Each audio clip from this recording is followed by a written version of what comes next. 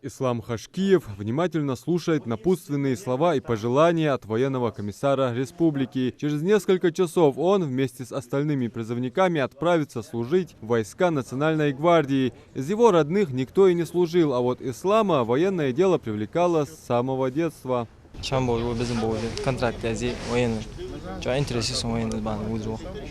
Далее диктор Цивин Эдл Богот Волсан, контракт за Цивин Эдл Богот. Вашта дальнегас. Цавер сыками армии кона. Ханват. Сей вот самого. Хочу кигна мышцу без амот цилчи. Дела шей да Иса Хамдат о криш закон далил без. Коли царь Хамхацвал, Шай Хамдат нормально. Служить они отправятся в Хабаровск, в элитную часть войск Национальной гвардии, где призывники будут проходить подготовку по нескольким направлениям, где пригодятся умственные и физические способности. И ничего сверхъестественного делать не нужно, объясняет новобранцам Тамерлан Сагов. Он сам возвратился из Волгограда дембелем 3 дня назад. За доблестную службу руководство части сопроводило парня рекомендательным письмом.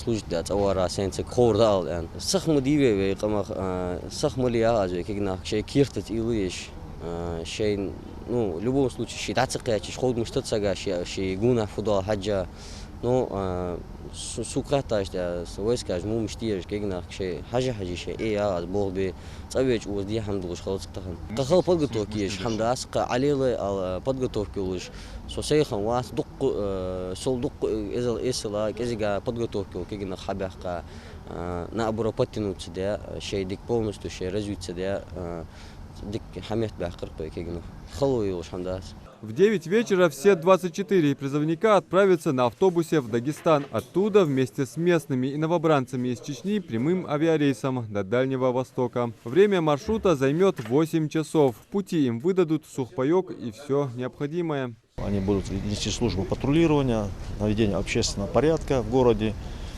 То есть такая интересная, хорошая служба. Вот. И как вот представитель воинской части, который прибыл оттуда, мне заверил, что буквально через 3 месяца они могут заключить контракт. И, значит, там идет год за 3, за полтора у них идет служба в контрактников. Вот. Денежный оклад от 60 до 65 тысяч. Поэтому я бы хотел, поговорил с ребятами, очень много есть желающих, которые и там останутся, но прежде всего надо, конечно, показать службу. Выполнение указов командиров, приказов начальников, вот, и тем самым, значит, они могут заключить контракт.